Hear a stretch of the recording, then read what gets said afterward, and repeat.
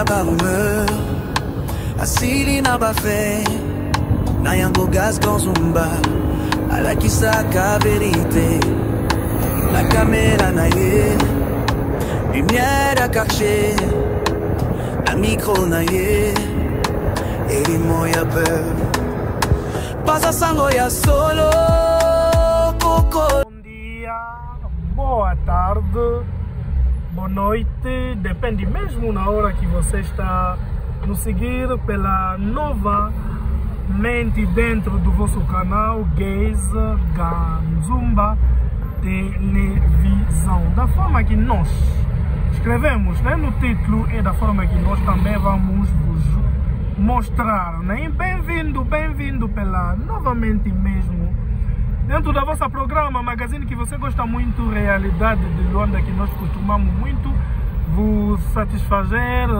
para vos mostrar as realidades de Luanda, além ou no caminho das ruas, né, de Luanda, para aproveitar também vos fazer mostrar também a beleza da cidade de Luanda. E hoje vamos chegar até a Praça do Kikolo. Então, para chegar até a Praça do Kikolo, se você está no Kimbangu, onde iniciamos o vídeo, né? Então, você vai tomar esse caminho que se chama essa estrada que se chama Pedro Castro Vandum de Loia, que leva até, passa Sanatório, Shoprite, até se encontra com aquele uma outra estrada lá, onde que vamos chegar. Então, donc je disais bonjour, bonsoir, ça dépend na RO Bozotala. Bisous encore une fois, bienvenue dans notre magazine Réalité à Luanda Auto CPL Sakabino. Na Kolakisabino Banzela ya Luanda ekobetela bino ba masolo ya ba réalité ya ba commune ya Luanda. Ndenge botangi na titre ndenge tokokoma destination leza tokoma na Kikolo. Kikolo oyo ezali loko la Zando ya Luanda. Voilà.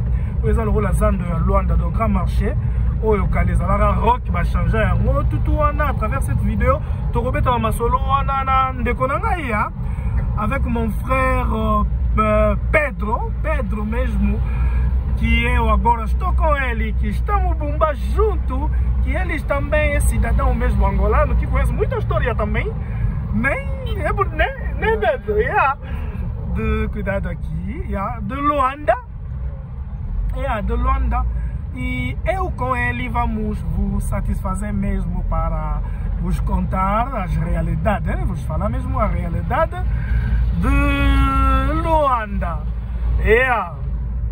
On continue. Ah, tu comme na aviation de transit. Tu dois aller la poste na bango, il y a ba roulage. Bota la poste ya ba ninga ba roulage. Donc on y donne na bango. Place bazora ba permis. Et à qui? Côté de centre de formation, si manango yo ko sala examen écrit na pratique. Wana kata. OK. Na pesa banana ba. Baza ba mituka ba tena disposition ya batu. Bezali. Wow. Ah mais c'est joli hein. Donc na ko sala pe test ya mituka ba ta siku mituka na panne po chango na nzela. Ba contrôle technique hein. Voilà, open à Kinshasa pe ben store ki batamoko boye. Sur yango ba store qui système wana ya contrôle technique. Oh tiens le là les avanaki. OK. Ah mais c'est bien ba tonga hein. Wow. C'est joli hein. Voilà. On est allé c'est comment? C'est comment la fabrication ba kisi. Fabrication ba kisi. Angolais ça la kisi. C'est vrai. Oh là là. Ah mais c'est bien, c'est une très bonne chose. On continue à Mouchla, acabamos de passar unidade do trânsito, né? E todos os angolanos conhecem muito bem lá e passamos também a como onde se fabricam os medicamentos, né? Os comprimidos, né? E aí aqui chegamos no Palanca, tocou me falar Sanator. Hôpital à Sanator de Sana, place para problème la tuberculose, tout place Bayaka, hôpital à Sanator. yangoyo et oyo entrada ya palanka babenga ngo ruani awa côté église néo apostolique né ya église ba néo o entrée ya palanka yangoyo prince babenga ngo Nova Strada Strada Nova oyo memati populaire tout kuna parti union surtout eza palanka palanka balobaka bayiro ya balanga bana yango balobaka eza bayiro balanga la majorité bato manga la majorité hein mais misusu baza kuna elo moto bosanaka eza na bangolais oyo na tempo ya guerre babimaka lokwa plus ezaka bazombo babima Angola bakenda Congo après bazongo pe misusu baza wana pourquoi balobaka eza bayiro ya balanga la majorité bato na panama lobalinga c'est pas chine pas bato ba botami awa soko lobalinga c'est koza langa. Ok, mais lingala c'est une langue, c'est une langue opé le bomaka na ba province misusu ya Angola, n'est-ce pas non? Oh, Universidad Católica ya di Angola né? Ok. Oh, Université catholique ya baninga, c'est joli, c'est très joli hein. Donc tout palanka. Oh, tu parles que suka na presse wana na Shoprite palanka et que tikuna na popular. Ok. Hôtel Lael. Balala un hôtel wana. Ok. On continue. Vamos chegar até Praça do Kikolo bomona un peu de confusant. Tu comparer confusant ya Zando, na tu comparer confusant ya Kikolo et toi là que ça veut bon to ko taper na Nova Kikolo hein. Novo Kikolo wana. Place Batongi wana shopping Kikolo wana. Vamos entrar et à to ko ta tout wana. Donc voilà tout là que ça va seguidor na biso ba abonné na biso. Kikolo toza toujours na mboka ya Angola na ville ya Luanda bota la loi Angola ndenge ezalaka na beauté na yango bela bato ba sala biso ba remarque tozo ka ba remarque mais encore une fois tozo lo encore eloko biso to sala ka musala ni ezate po na ko toucher batu to ko finga mutu mais ara objectif c'est ko relaxa bino ba beauté ya ba place auto zali mais ndenge balobara ya malamu ba kopiaka donc c'est juste ça c'est vraiment pour na ba idée mususute et à travers ma vidéo au bon na beauté ya Kikolo et to comparer yango be na Zando hein na Zando ya Kinshasa mais ça ne peut pas tonga franchement ba derrière kutu ba tonga ba silisa pe comme kitoko na yo ki réalité moko ba tiende ba prix Shoprite a bangolais belé ba yebi toko ta mo Shoprite na kati to baluka na kati hein et pour vamos sair Shoprite est un supermercado né il y a un supermercado ça le quoi ba Kin marché entrada Shoprite na presse oyo uti Kimbangu et Bimisiti ba awa presse oyo strada oyo nini obenga kombo nini il y a Pedro Vandum de ok un temps on continue à tous dans la Shoprite les avions surtout les supermarché est-ce que ils ont un centre commercial ils ont centre commercial na kati ya centre commercial supermarché il y a Shoprite yango pezali et puis il y a Pezado ils ont centre commercial voilà centre commercial oh na Congo ils ont lokola ba centre commercial au basali ya ba mall Kinshasa mall voilà na galerie mall na Gombe voilà il y a baninga yango yo na Angola donc voilà donc ba tout ba vendre na palan donc langa soto bito e balanga angolais hein angolais soki ayoki mututu azoloba kaka lingala akanisaka ke azakaka langa mais moi je pense que pas tous les angolais pour ça ba angolais mso ba yebi ba histoire Angola ke lingala iloba ma pe na ba province mususu ya mboka o ya Angola tel que na Mbanza Congo lingala iloba maka voilà tozu presque tobimi centre commercial oyo ya Shoprite tobimi awa na presse oyo babenga yango Deolindro Deolindre uma coisa assim, né? Deolindre uma coisa assim. Boyoke siko Viana. Kozonga sima. Lá, kozonga sima boye. Eza o cash congolais, aéroporto, o que ba cidade kuna Mayanga. Voilà. Et ko baluka boye ne tozo kende boye. Eza ko kende municipio ya Kazenga parce que kiko les ala na municipio ya Kazenga, On continue. Tomamos essa estrada, né? Tomamos essa estrada que se chama Deolindre. Deolindre uma coisa assim, que leva até Viana e vamos virar. Ba immeuble oyo to laksaka bino plus na ba vidéo auto publier. Toyoka ke baloba ezalaka ya autorité moko ya munene ya Kinshasa oyo bon toyebi na biso te. Voilà, et nous ne voulons pas aussi citer les noms. Mais Toyo Kakakaka, tous en a preuve pété. Voilà, donc on continue. Mais si c'est vraiment c'est une bonne chose, hein, investir pour le développement Yabaninga, mais ça sera encore une très bonne chose. Investir dans Mboka na yo moko pour le développement pe ya Mboka na yo. Voilà, on continue. Pour ça là qui toko ba benango. Cité au tout batonga ba immeuble na yende ko fongola compte na nga ya bank awa na nini na bail na CEO na voilà. Voilà, on continue. Merci beaucoup à mon président, bienvenue Toukeba na Kanza Caleb. Merci beaucoup à maman Souria Mundele. Merci beaucoup à maman Astrid Mayamba. Merci beaucoup à mon ami Barry Toukou Louis Bolando. Merci beaucoup à mon ami Agesteman Mabaya, le producteur d'Angola. Merci beaucoup à mon vieux Yambala Mbuta. Merci beaucoup à Nabana Nyonso tout ya Sinark.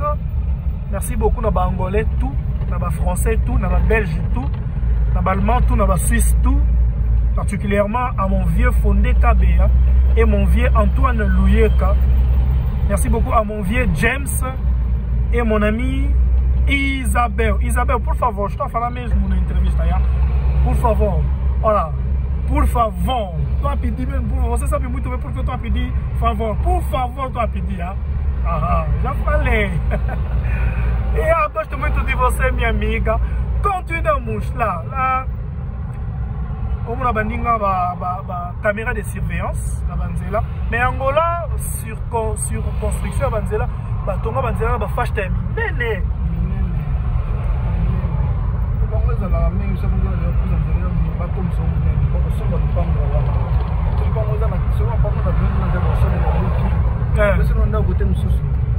La personne d'un côté mususu boba tonga kaka do balingaka balingaka loin de ça toujours une image moya kitoko.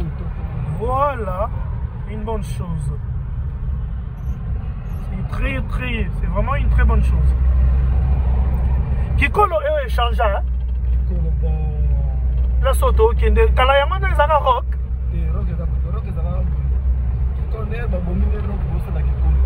Baboma rock do rock na kikolo ezaka nde moko.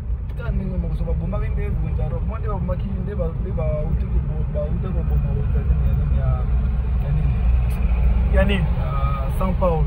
Kwenza São Paulo ya.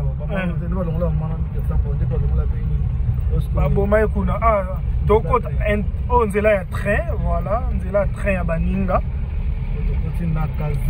Voilà. Donc Kazenga municipal Kazenga et Bandi awa. Voilà. Chemin de fer. Chemin de fer na portugais va venir en mode. Caminho de ferro. Onde os comboio passa, né? Voilà. Bem-vindo ao município do Kazenga. Donc on continue le district ya Kazenga. To commune ya Kazenga. District ya Kazenga, ma commune ezali ba mabor, ma Petrango. Donc tout ça le district ya Kazenga. Yeah. Entramos já no município do Kazenga. E esses que bairro? Oh, bairro ne. Pois é. Bilhete é bairro ne tudo ça.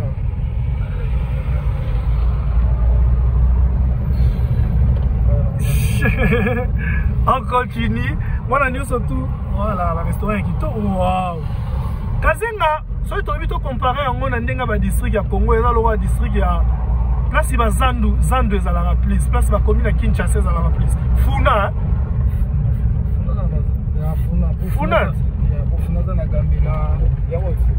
kasi nani komi na Kinshasa ezalaka na funat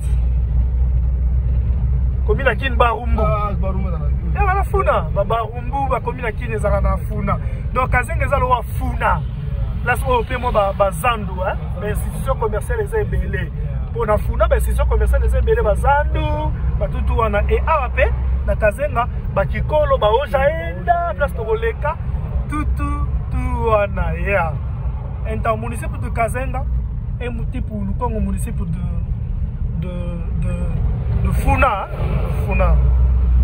Funa yes a estrada se chama aqui essa já leva até Cuca, né? Leva até Cuca, você ir assim, vai ter Mabor, passa até que onde vamos acabar, que Luia. On continue.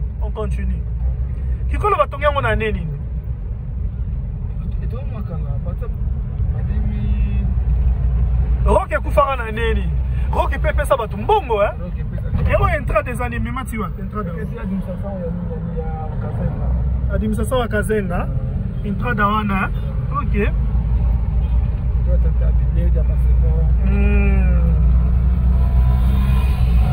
Donc Roque pesa batu bambongo pona yo ka ba témoignage ya batu baloba Mejmuki nous Roque absowa dans un mesmo dinheiro, né? À partir de 1999, 2000, no rock, né? Como só vende só o queijo, só bolinho, tá ganhando dinheiro. O segredo era que? Só que um mercado, que as pessoas aí. Só um mercado, né? Onde a pessoa costumam de ir.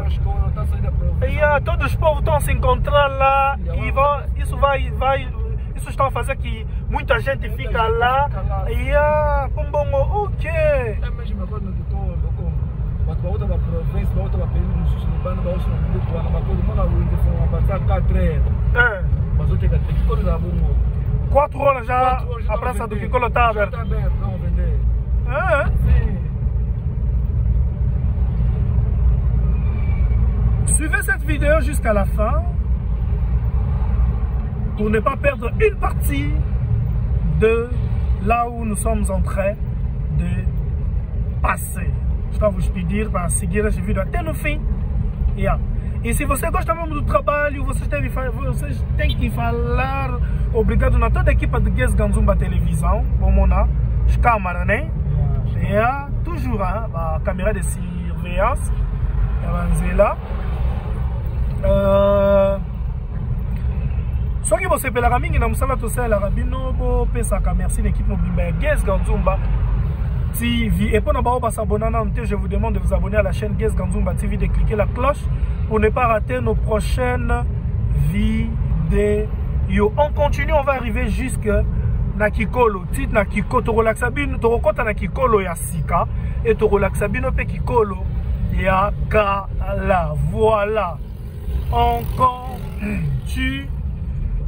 Donc nous sommes toujours dans le município, estamos sempre no município de Kazenga. Aí estamos, daqui a pouco vamos chegar no bairro do Cuca, né? Não, vamos chegar no quê? Cuca. Cuca, é isso que eu ia falar, Cuca. Lá onde tem tanque, né? Agora estamos na paragem do tanque. Paragem do tanque, já chegamos também. Kazenga. Kazenga que a gente costuma falar mesmo um município muito perigoso de Luanda. É muito perigoso aqui.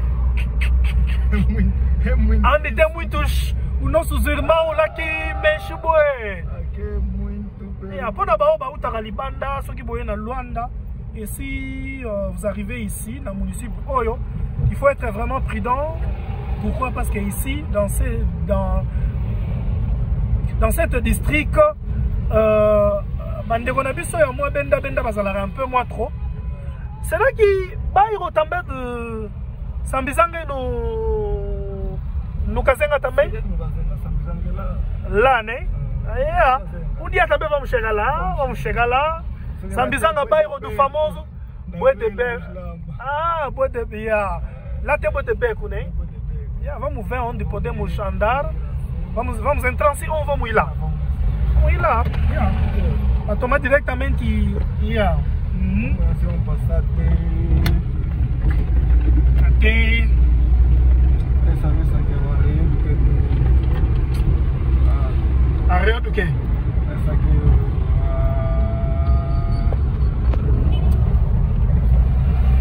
é Yeah. On continue. Da forma que costumamos fazer as nossas perguntas.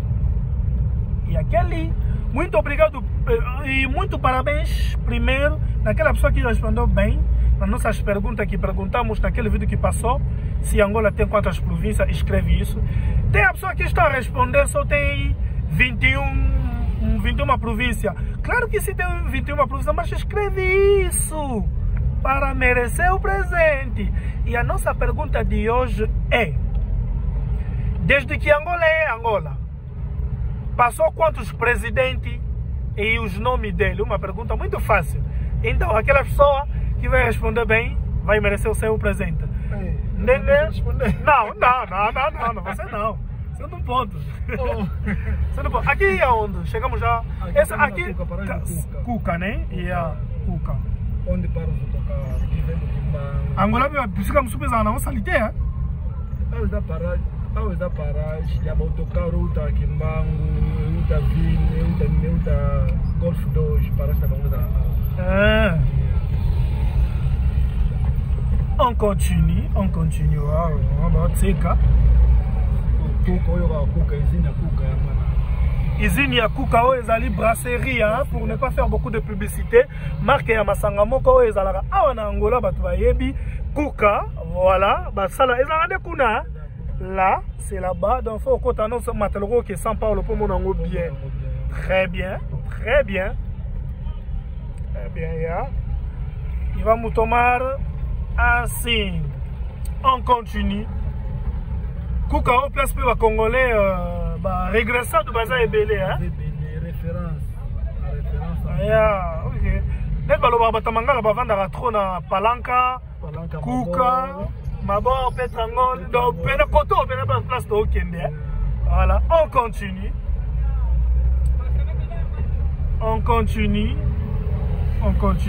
Parce que tu es prince Ngola qui louange.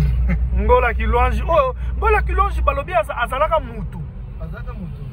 Ah, même Pedro na kaso de famille azalaka mutu. Azalaka komba ba Neti Ngola qui louange na kenda kabinda na kuta penzela moko ya ye kuna Ngola qui louange. Na ba betela o lisone na bosende lisolo ngo.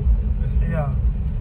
Ndenge totuna ba question totuni lelo ndenge bo répondra et to pesa bino ba cadeau question lelo ezali depuis Angola ezala Angola combien de présidents déjà baleki et puis ba kombo na bango banani comment yango na commentaire et puis to ko investiguer to ko pesa bino ba cadeau pona félicitations na ba répondre qui bien la question totuna ki na vidéo les kaki ce qui Angola ezala na combien de provinces Angola ezala na 21 provinces actuellement ezala na 18 et comme à 21 et maintenant c'est ngabino bokoma yango pour mériter ba cadeau. On continue presque oyo ngola kilonge nde mema tina ki kolo et rotoleka entrée à Kwanza. Ope un jour toko koma vraiment to sela ba abonné na biso voilà.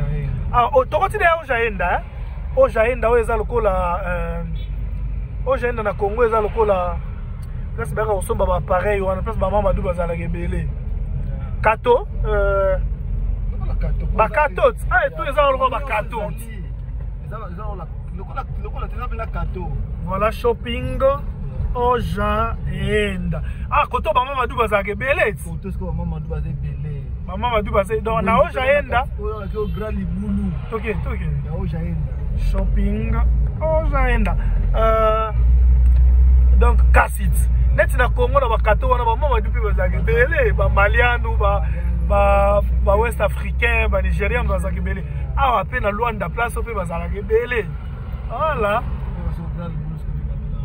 Grand Liboulou. Parce que son biloko en gros. Arrête, au somba di kuna. Au somba, ça pas de ça que. So lingo ke teka. Là so koyo somba. Donc bato so mona bateka na bakimbangu bateka balibanda libandana. Ba ko kite ona ka. Ba ka somba koto yo. À partir de 4h 5h baza déjà na bato pona. Babilamba basapatu. Da ko somba sapatu. Eza kope, kope yango poko teka na Congo Ebele bato bobilo ebele ko ne kita ko somba ba. O mona sapatu na nani na kimbangu bateka ngo 20 bateka 15 000 so yo mona 5 000 kwanza. So qui est dans le Congo, 5 000 $5. Ça pas de catch basket à bien on a Congo était comme $30, $40, $50. Ah, so much in the light hour. So que faire va faire in the light hour. So na moko na 10 000. Na Congo était comme na $35. Regarde. 10 000 $10. Na Congo était comme $35. Entra de Mematiwa. Oh yo. Ah ouais, qui est kuna zongi kuna, donc on a place de outils. Ok. Au moni, c'est que disons par côté social, peut-être qu'on sombre à Bilo Angola, ça va non? Ah ouais, c'est ça que nous voulons sur Congo, Kinshasa. Bar ya Mawete. Moi je suis pas trop bar, mais bar à Mawete. Ils ont fait référence, hein? Référence. Ok. Ok.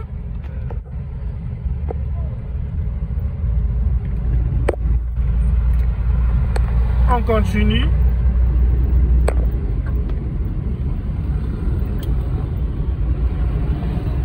On continue.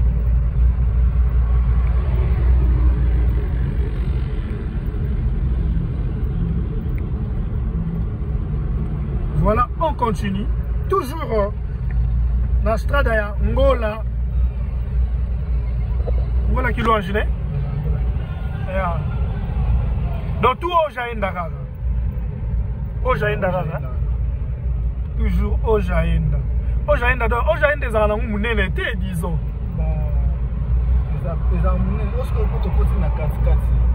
Donc j'ai des endroits commerce. Les endroits commerce na Congo, voilà. Au Jaïnda est pour commerce, il y a uma praça também lá no Congo, onde vende muitas arcas, televisão, porque aqui também as roupas, aqui é entrada da praça dos Kwanza. Kwanza o pe masole bele beta bakapona yango balobi wenza Kwanza awa o ba place communauté congolaise baza ebele pe baza ebele bisu balobi o so kaza la poso somba kisi ya okanga mobali ma mama wana baza wana o ya mbasu. Non mais je te dis eza ba réalité oyo nazo kutana nango nazo ka masole pa batwa neti ba famille moko boye pona kotanga kombote na bairo ya kamama oh bazo boaka na bambasu o bayaka kosomba ngo awa bazo boaka na bambasu mesmo tant mesmo titi silençage tala ya pona nino moi pour qui aquela outra vende bem aquela outra não essa é um hábito muito feio. É muito feio. Como que eu posso matar o meu irmão porque ele vende bem, porque ele tem casa, porque ele tem um bom trabalho? E essas coisas estão acontecendo muito. Isso está acontecendo também só naquele comunidade da pessoa que fala muito, que fala lingala. Está acontecendo no comunidade congolês, né? Mas não só congolês. Será que só congolês? Aquele que quando você fala de lingala, você considera como um congolês. Como um congolês. Yeah. Aqui tudo Bacongo é congolês. Quiseram não, pode chamar de lá. De lá, não. Mesmo Bacongo. Se tu visse Bacongo, se tu não vê no Congo, na sufraca. Mas ainda como ela não onde voilà. Et né ce que biso bato to loba suba français to tangi na bekola français. On continue. Mas é muito feio. Aqui é chegamos no quê? Esse bairro é Imbonde. Imbonde já aqui já é bairro de Mabor. Mabor, bairro de Imbonde, o Pequinda Sango, Mas ele onde é que vai como bem a Imbonde? à partir de nzete moko ezalaka awa banzete oyo nzete oyo eza imbonder nzete oyo eza imbonder kozala nzete moko ezala nzete moko imbonder nde nzete ya baoba nzete ya baoba ya nzete ya baoba imbonder nzete keti frescura eke frescura kuna peka mabor kuna petrangol te kuna petrangol oh tokoya pe kofilmele bato voilà petrangol donc presse ongolaki longe ngambu ya gauche ezalaka petrangol ngambu ya droite ezalaka mabor ok mabor na toleki parage ya imbonde nzete ya baoba ne na toleki are ya imbonde donc eza lokwa bakomine ya Kinshasa bakomine ya Barumbu bakasavubu mpe bakasavubu tonge tokota mais tokotela ife tokota wana nde tokota kuna nde tokotela na principal wana ya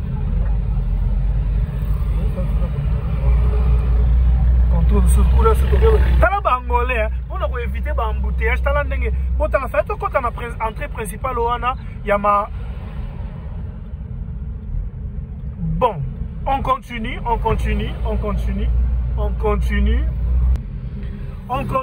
ngolaki louange voilà tala baninga basali shopping ne Zambo. Et ça, le centre, maison commerciale, non, maison commerciale, maison. Et ça, là-bas, loge à Nyonso, hein. Voilà. Mobilier. Voilà. La place. Voilà.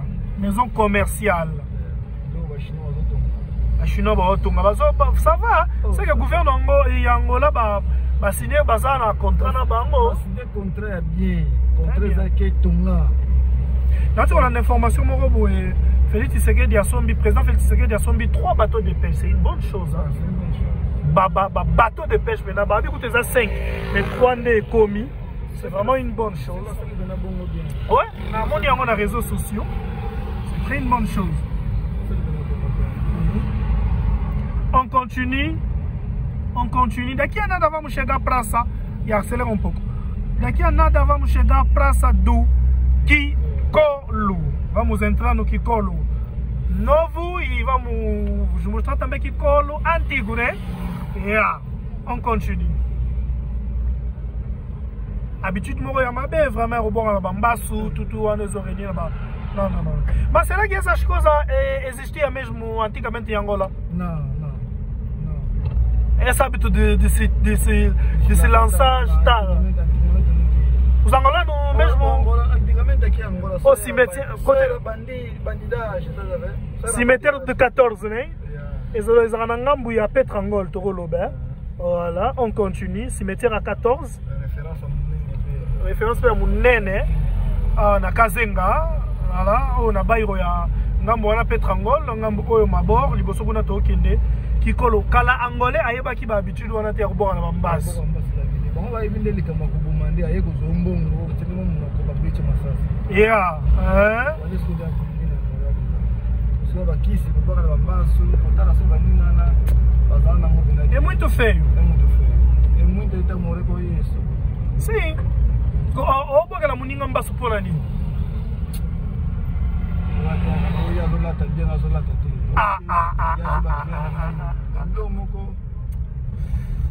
Vraiment.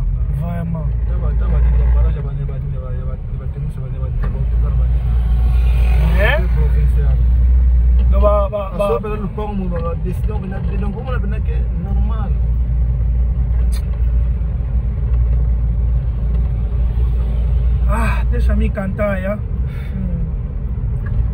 Abre essa porta, te juro, não posso mais esperar. Quero saber se no seu coração pode me guardar. Leva contigo até o infinito. Estou meio perdido. Lindeza, new feeling. Uma loja também, né? Não, loja. Não? yango peka ezalaka centre commercial kaka eza munene voilà place okosomba ba rideau ba drap tout tala yango wana tuna kati oh là là ah bah rideau moins cher ba tapis moins cher ba TV moins cher ba immobilier ndako moins cher ba bilo mususu ba basomba na ba poto oyebi yango na kuteteka bien kolenga na poto oui oui Lindeza qui passe en mouche il y a uma grande shopping onde você pode comprar tudo barato se você quer mesmo fazer um comércio vem aqui compra em grosso leva pode ser na província pode ser fora do país vende porque aqui mesmo vende bem pois há autocarro nacional e há auto privado ma coisa là privé ma coisa là l'état ah Macon va terminer na bango voilà ma coisa là l'état le roi Transco na bango voilà chez Gamou nous Kikolo shopping place au kota pinza Kikolo shopping tota awa voilà Kikolo ya sika yango yo novo Kikolo ya saki il va nous entrer bakangi tafshad ma podemos entrar como ndenge ya to la sabino novo Kikolo lelo eza dimanche moni dimanche bat basala raté eza jour pena bat bakangi voilà c'est merveilleux voilà c'est vraiment merveilleux bat bakangi eza wenze donc le roi Zandu ya Congo parce que ya sika batongi ya ngoyo wow bazotonga oui batonga kaka donc bazotonga kaka kala ba chinois pe baza ba pe na ba loge na bango na kati ba chinese ba pe na ba loge na bango na kati oyo ba luwa kamoni atu ba luwe saka oyo na ki na Congo balobi ba maman bateka ba biloko moko ya CCC bateka yango ba pesi bango po ba luwe neti ba mesa boy chaque fin du mois $60 pour na bateau ba biloko ba Amazon na se cave na se kuna cave pour na bateau bana bazan pour ça ya ba Amazon ya minene par mois soki $460 mais c'est trop non c'est trop c'est là qu'il y a qui mesmo ba luwa ba mesa oyo ba futsa bango peut-être na kwanza ba futsa mo ba $60 eza 60,000 kwanza là où enza baninga Zandu ya baninga é muito grande né muito grande wenze ya baninga wow lendisco au mona batu bituma olekela wapi batu moi pena dans cheio muito bom e vamos sair vamos ir lá vamos entrar lá a saída é ali tá vendo vamos sair uau otu wenze donc bakozwa pena tala espace o bazu hectare ya minene penza batongi kaka wenze mpona kokolisa économie ya mboka wow ce sont des choses à féliciter félicitations vraiment na gouvernement ya Angola pour na projet oyo salami na tempo ya Jean Lorenzo kalamingi te voilà on continue tokepe tokota ya kuna après tobimaya tamo kwazi akaba nosso vídeo porque chegamos mesmo no nosso destino ya tokomi kokoma na suka ya video na biso tokoti Kikolo plateau ekota pe biasika mususu pe to ekota liboso kuna meboya baka tokomi kokoma na suka ya élément na biso ya lelo soki boso sipela mingi na musalo to sala bino bopesa merci l'équipe mobimba ya Jazz Ganzumba télévision et on dit aqui tafshado aqui tá fechado botala oh là là saída né oh là là bon tu continuer oh là toujours kuna na kati ba rouge wana bo mona wana eza tout donc nyonso tout oyo to lo ba bâtiment nyonso tout eza Kikolo ya sika et Kikolo ya kala yango na to koma kuna to balukela ne kuna c'est là que nous allons finir notre vidéo Kikolo le dimanche yango bo mona moi circulation za bo mais ezala ka cher na beto li solo mo ke loko pe zo koma non c'est pas na ngote Voilà, tala ndenge batongi. Wow.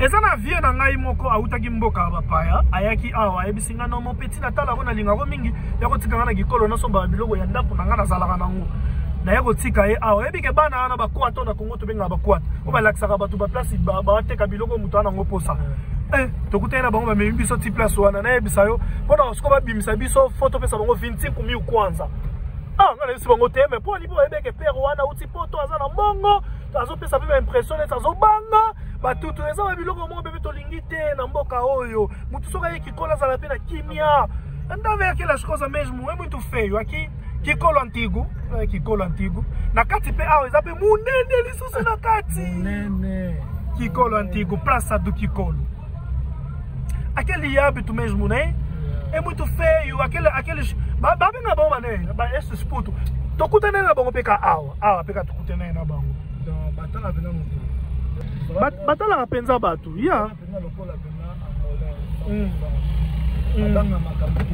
ya donc soko ye na mboka oyo olobi po mo bangole ba rapena moi système ya ko grimacer pe batu fort na esi mo boza 5,000 cher papa Jean você tem que deixar papa falar oh tala c'est joli ya babilamba ape susu bateka subiloko barato pe ya barato susu awa place oyo so lingi osala ba commerce ba perruque place toyoka kosomba penza bakabelo bakabelo nde tosombaka o na poto etekamaka cher na Congo cher ayo eza moins cher bakabelo e aki mesmo dentro e aki basangita babiloko ebele kikolo antigo ne kikolo antigo yango chegamos no Kikolo antigo. Aquele hábito é muito feio, aqueles putos que costumam mesmo ficar aqui. Pode ser uma pessoa que não está. Aquele nossos putos que costuma a ficar aqui na praça, pode ser uma pessoa, né? Um cliente pode estar precisando mesmo, é uma pessoa que está querer comprar uma coisa, só que ele não sabe aonde encontrar aquela coisa. Aqueles putos que ajuda também, né? Para levar a pessoa que está precisando comprar uma coisa onde tem a loja. Vocês têm que lhe dar uma coisa, né? Tem que pagar uma coisa da forma que eles... Não sei, uma lei que eles estourou, que não sei. Olha, eles estão a exagerar. Estão mesmo a exagerar. Eu estava como um velho que vive na Europa e esses dias estão aqui. Falando mesmo, como então? Me acompanha? Na praça vou comprar uma coisa para meter na minha casa. Só que porque nós não estávamos sabendo onde encontrar aquelas coisas, pedimos ajuda, né? E aqueles putos nos levou lá. Depois de nos levar lá, estão nos cobrando 25,000. Mas compramos uma coisa de 35,000. Será que eles estão nos vendendo uma coisa ou é que então? Dentro do Kikolo antigo. Né? Dentro do Kikolo antigo, né? Tu liga aí na bangu. Tu liga aí na bangu. Kikolo ya kala ya ngoyo. Kikolo kala. Bon, bamoni kotoyo eza mwa boye yango babomi na bango idée oyo nde baki osala Kikolo peut-être ya sika. Ouais, c'est une bonne chose, hein. C'est vraiment population pe mati. Neti Kikolo eza ba ironie. Bon, municipal Kazenga peut-être moi eza peka ba yoro Kikolo, hein. Peut-être. Nous avons munene. Bamoni population mati yango basali wenza. Mais eza kasi ba biloko ngo tolingi po batu bateka na ba wenze te. Bino bozo benga na ba wenze na banzela pardon. Po batu bateka na banzela te. Bo benga na batu na banzela, mais botongi ba wenze te. Ba mama ba koteka wapi? Vocês estão a pessoa para não vender nas ruas, mas não construir mesmo as praças. E aquelas mamães vão o quê? Aquelas mamães vão vender aonde? A boa ideia é mesmo você vai construir o mesmo que, né? E as novas praças. Oh, vamos sair. Aqui as câmeras estão a virar boi.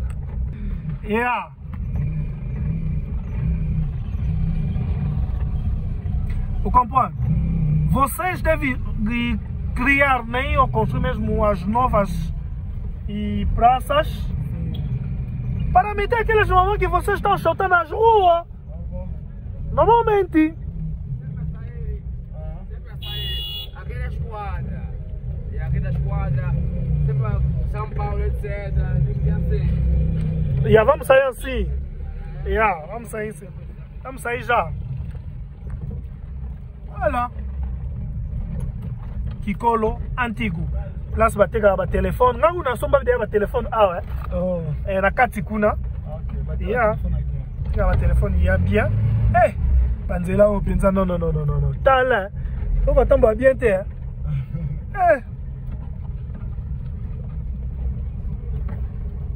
Boko to ba ko bongisa pete.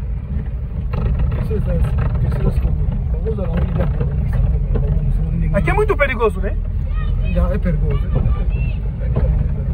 É muito perigoso. Não tem que você pode andar. Se você não anda aqui à noite, cuidado. Cuidado mesmo aqui à noite. Se não anda aqui. Se você não vive aqui, né? Vão te mexer.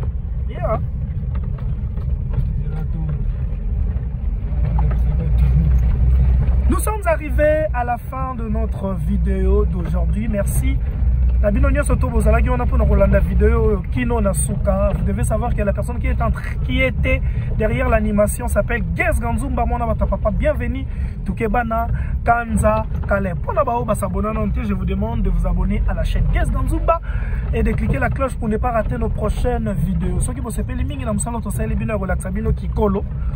Popesa merci Mingi une équipe Mobimba Guess Ganzumba Télévision. Merci Mingi à mon frère, mon ami Pedro, grâce na yende tokomi awa na bisika oyo to lakisi bino. Chegamos mesmo no fim do nosso vídeo de hoje. Se você gostou mesmo do trabalho, você tem que falar muito obrigado na toda a equipe de Guess Ganzumba Televisão. Vocês devem saber que a pessoa que estava mesmo atrás da animação mesmo do vídeo de hoje, o nome dele é Guess Ganzumba, que é o sono, o filho do papá Bienvenido Kebana Kanza Kaleb. Muito obrigado no meu amigo Pedro, né? Graças a ele mesmo que chegamos mesmo aqui. Osama muito bom ter uma peça mbote. Bom, não pensa que mbote, tá vendo Christian Mopao. Christian Dior. Les grands musulmans na kata Kalamu. Les grands musulmans na kata Kalamu. Et bon bah tu nous peut-être me souviens à Angola. Mon ami intime. Mon ami intime. Ton ami intime? Patrick Nzumba. Patrick Nzumba. Oh, asa kombo monanga. Oh, menga pena Nzumba. Voilà. A nossa pergunta de hoje era: desde que Angola é Angola, já passou quantos presidentes? E o nome dele mesmo no comentário, vamos ver. E a pessoa que vai responder vai merecer os presentes deles. Question na bisa les alaki depuis angolais Angola, combien de présidents déjà baleki? Vous savez comment on a commenté, on va répondre bien, on en a droit. Il y a Kadonai. Quant à moi, Guess Ganzumba, mon abato papa, bienvenue tout Kebana Kanza Kaleb. Je vous dis merci et on se retrouve à la prochaine. Ciao ciao.